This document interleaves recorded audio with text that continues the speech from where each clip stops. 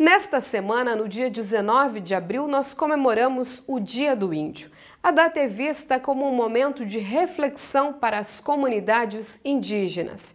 E, em homenagem a eles, o Museu de Ijuí está com uma exposição, Práticas de Saberes dos Povos Indígenas Brasileiros. Celebrado no dia 19 de abril, o Dia do Índio tem despertado reflexão na cidade. Isso porque o Museu Antropológico Diretor Pestana está promovendo desde o dia 11 de abril a exposição Povos Indígenas, Identidade, Diversidade e Direitos. A atividade é promovida em parceria com o Conselho de Missão entre Povos Indígenas, junto à Sala de Exposições Temporária do Museu. As visitas podem ser realizadas em horário comercial das 8 da manhã às 11h30 e da 1h30 às 5 da tarde. Agendamentos podem ser realizados pelo telefone 3332-0257. A exposição se encerra no dia 26 de maio. Reduzir a procriação descontrolada e o abandono de cães e gatos desde 2014, o programa É o Bicho já encaminhou a castração de mais de 2.000 fêmeas em Passo Fundo. O serviço é de graça. Um belo exemplo que deve ser seguido também pelo município de Ijuí.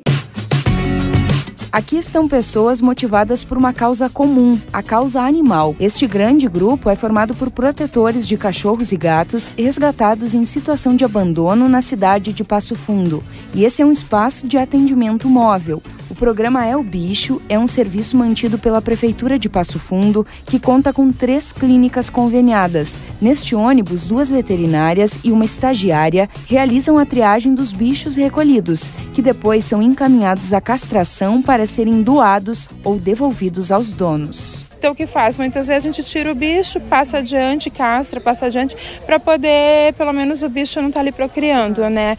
Mas, infelizmente, dinheiro, né? O custo é muito alto.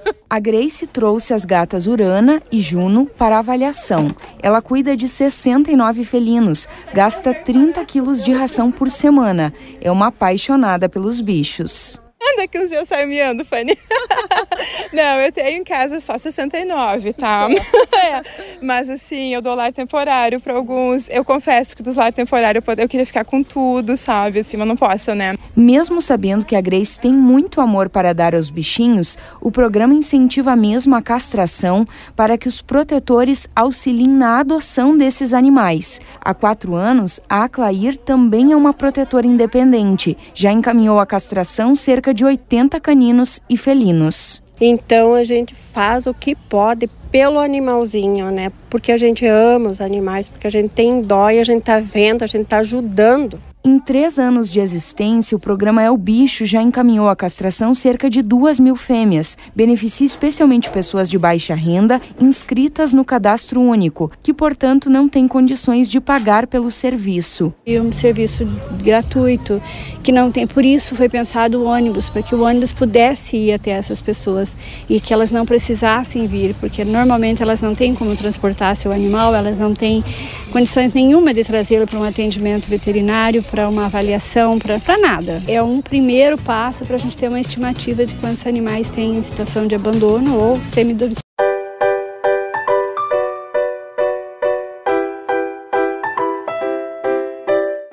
Agora nós vamos falar de segurança pública. Por isso recebemos nos estúdios da TV Ijuí o delegado regional Ricardo Miron. Primeiramente, então, delegado, obrigada por vir até os estúdios da TV Ijuí para nós conversarmos então sobre este assunto que preocupa todos os gaúchos e tem preocupado muito os ijuienses, que é a segurança pública. Certo, obrigado pela oportunidade de conversar e de nós trocarmos essas palavras e informações.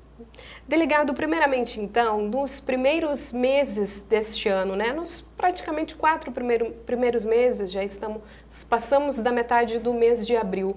Qual a sua avaliação, qual o balanço, digamos assim, desses primeiros meses? Bem, na nossa região de Ijuí, que tem praticamente 9 municípios aí no contorno, nós tivemos um aumento da criminalidade, da violência nesses 4 primeiros meses do ano, se nós compararmos estatisticamente os crimes contra a vida, que são praticamente a base de toda essa fundamentação de dados estatísticos. Nós tivemos, o ano passado, cerca de 2 homicídios aqui na região, em Ijuí particularmente, e esse ano nós tivemos já 5 nesses 4 primeiros meses.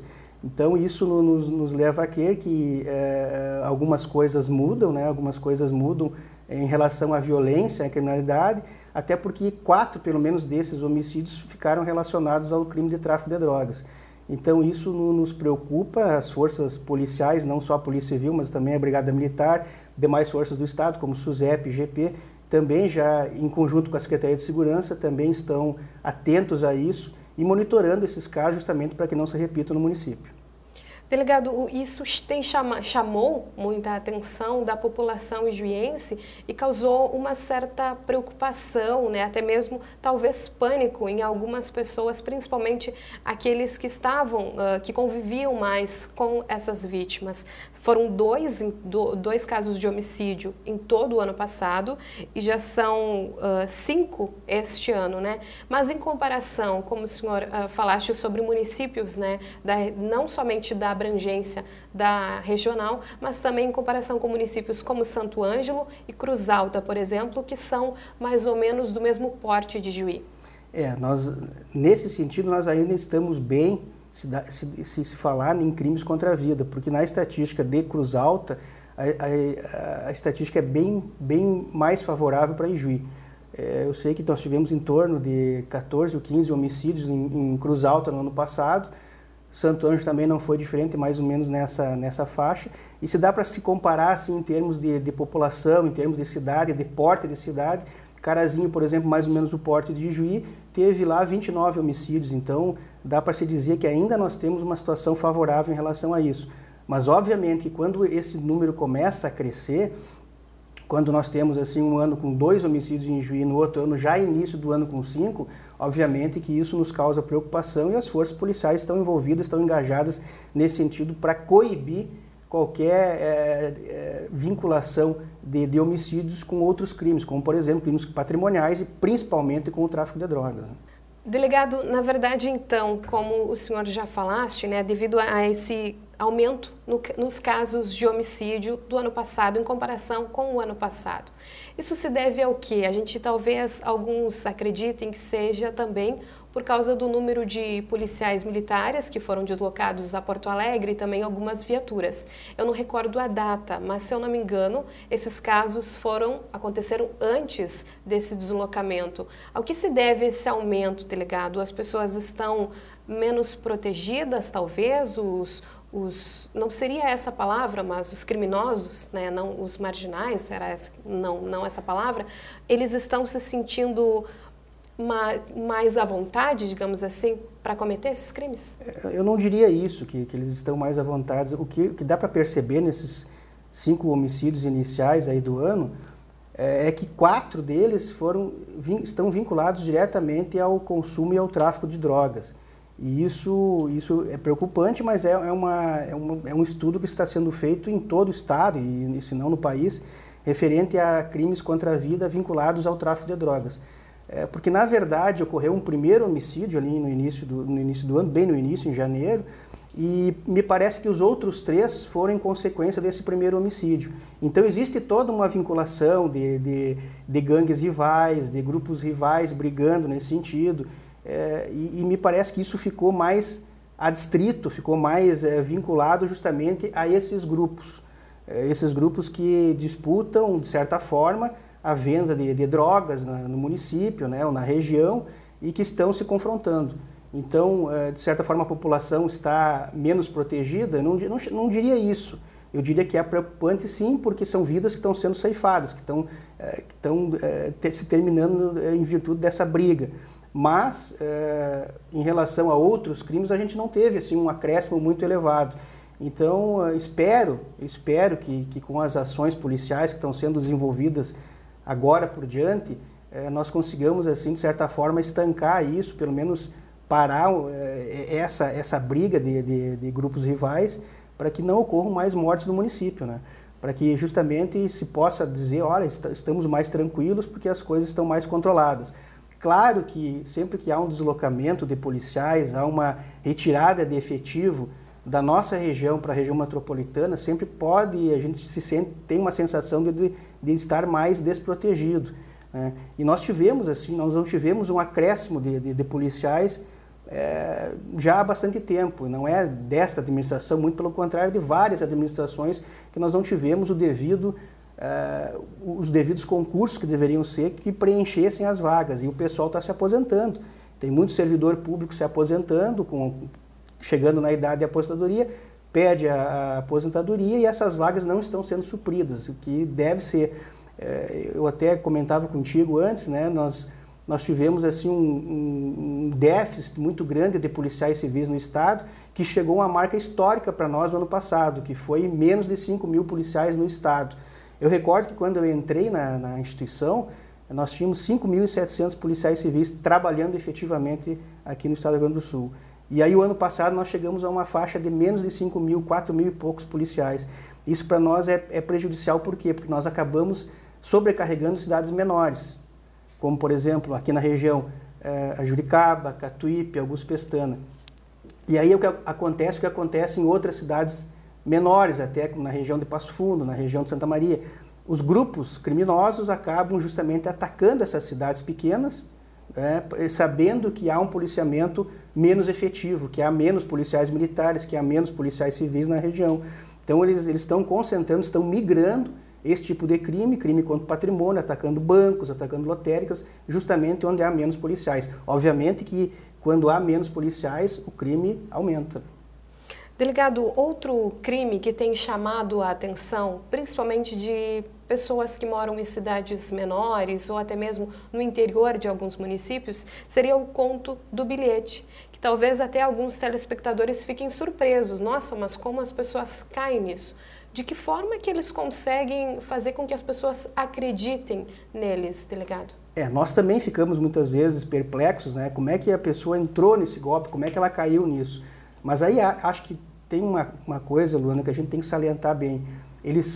Os autores, esses estelionatários, eles são muito persuasivos. São persuasivos, eles contam uma história, eles abordam a vítima na rua contando que são vítimas são analfabetos, são vítimas de algum fato que aconteceu na saúde pública, alguma coisa assim, e não sabem direito, são de fora e não sabem direito onde é a agência da Caixa Federal, ou de algum banco, de alguma lotérica. Eles precisam fazer uma negociação imobiliária, uma negociação financeira e querem ajuda. Então a pessoa, o cidadão normal, né, ele se compadece com aquilo e tenta ajudar. E nesse intuito de ajudar, ele acaba entrando nesse golpe. Quando chega mais um estelionatário, isso é só um modo de agir deles, chega mais um estelionatário, oferece ajuda e acaba envolvendo então o cidadão vítima.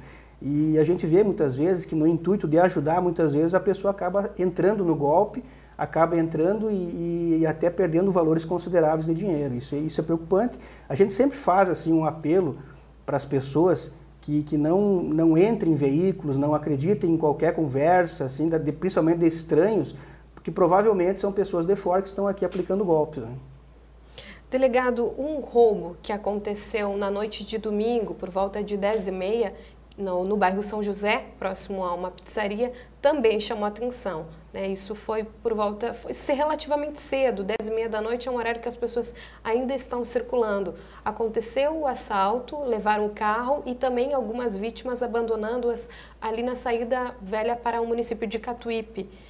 Isso também, na verdade, chama atenção porque é algo que não é comum acontecer no nosso município, né?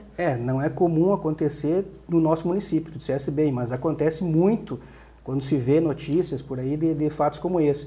Porque, na verdade, o que se percebeu? Que esse grupo, ele assaltou, ele roubou o veículo das vítimas aí no bairro São José, e isso está ainda sob investigação. Há uma probabilidade muito grande de que esse veículo tenha sido usado num roubo que aconteceu na segunda-feira de manhã em Catuípe, né? Uma tentativa, na verdade, eles não conseguiram levar o produto o que eles estavam querendo da subtração, mas utilizaram justamente esse veículo roubado em Gi para se deslocar para outros locais. E depois de cometerem o crime, ou de tentarem cometer o crime, eles abandonam o veículo. Então, não é um crime tão incomum de acontecer na região, já aconteceu outras vezes e, obviamente, que pode acontecer. Delegado, as câmeras de vídeo monitoramento do município contribuem, né? De que forma que estão contribuindo, então, a sua avaliação agora sobre isso também no trabalho de vocês? Eu tenho duas avaliações positivas nesse sentido. A primeira é que o vídeo monitoramento, onde ele está definido, onde ele está colocado, ele acaba inibindo a ação de autores de crime, de meliantes ou de quem quer que seja. Então, se ali tem um vídeo monitoramento, provavelmente, não posso dizer com 100% de segurança, mas provavelmente eles não vão cometer crime naquela região, porque estão sendo filmados. E os autores sabem disso, né? Os bandidos sabem disso, que estão sendo filmados, estão sendo monitorados. Isso não quer dizer que eles não vão cometer crimes em outros locais, mas eles têm que cruzar pelo município. De qualquer forma, se eles cometem um roubo, se eles cometem um furto, eles vão ter que circular, eles vão ter que passar por alguma rua. E se esse cercamento de vídeo monitoramento for feito e continuar com acréscimo de mais câmeras, é possível que nós tenhamos assim grande parte da cidade com total vigilância. E essa vigilância contribui sim. De que forma? Talvez identificando um meliante, um bandido, ou talvez identificando o veículo, o transporte que ele está usando. Isso já aconteceu antes e nos tem auxiliado muito. Então, o meu parecer é plenamente favorável ao vídeo monitoramento e à continuação desse projeto aí, porque eu sei que foram instalados até agora 8 câmeras, né? E é um projeto para mais 10. Então, para mim, eu entendo que as instituições de segurança pública só têm a ganhar com isso. Delegado, para finalizar a nossa conversa, né, pensando então nesses casos, no aumento dos casos de homicídio, né, diretamente ligado então relacionado com o tráfico de drogas, também com pessoas, com usuários, mas também, né, choca mesmo assim a população juiense que está mais acostumado então talvez com um pouco mais de tranquilidade. O assalto que aconteceu no domingo à noite. Como solucionar esses problemas, delegado? Seria, então, a solução o aumento no número de efetivo da Polícia Civil, da Polícia Militar? Como solucionar esse problema aqui em Ijuí, que infelizmente aumentou, então, mas também no estado do Rio Grande do Sul, que preocupa muito, pois Porto Alegre aumenta, infelizmente, no interior aumenta também. Nós temos um ponto favorável aqui na nossa região, que é a participação da comunidade, a participação da sociedade nos casos em que acontece. Muitas vezes, tanto a Brigada Militar quanto a Polícia Civil recebem denúncias anônimas, recebem pessoas que querem, olha, eu quero dar uma informação sobre tal fato, sobre isso, eu quero contribuir, quero ajudar. Isso tem sido preponderante para as forças policiais conseguir fazer o seu trabalho, pelo menos chegar aos autores e colocá-los em restrição da liberdade, apresentá-los perante o juiz e o juiz determinando então que eles fiquem encarcerados. Isso para mim é fundamental. Claro que não é só a participação da comunidade e da sociedade, tem que ter também uma estrutura policial. Nós precisamos de mais gente, mais policiais trabalhando, porque o instrumento, o trabalho todo desenvolvido pelas forças policiais só pode ser desenvolvido se tiver efetivo, né? Nós temos que ter gente para trabalhar, para dirigir as viaturas, para portar as armas e para enfrentar os bandidos, fazer as diligências. Então, com reduzido efetivo, obviamente que prejudica o nosso trabalho, até porque daí as investigações vão ficando para trás, nós temos que eleger prioridades muitas vezes de investigação de crimes, porque não podemos fazer tudo, não podemos ser 100%, já que não temos assim o suficiente para fazer, então nós temos que eleger algumas prioridades. Isso é ruim porque crimes, talvez de menor importância, mas que deveriam ser coibidos, vão ficando para trás. Isso é uma preocupação que já vem de tempo, não é de agora. Mas que eu acho que o governo, melhorando as contas, ao lado financeiro do Estado, deve providenciar em novos concursos. Eu sei que já tem um concurso em andamento. Nós recentemente agora vamos receber, temos ainda, mas já foi definido que vão vir policiais aqui para a região de Ijuí, e a expectativa é que até o final do ano também venham novos policiais formados na academia para aumentar o nosso efetivo e aí sim dar uma resposta mais à altura da nossa sociedade no combate à criminalidade. Muito obrigada pela sua atenção, delegado. Obrigado. Essa foi a entrevista com o delegado regional Ricardo Miron. O Jornal das 6 fica por aqui. Uma boa noite a todos, um ótimo fim de semana. Nos encontramos na terça-feira.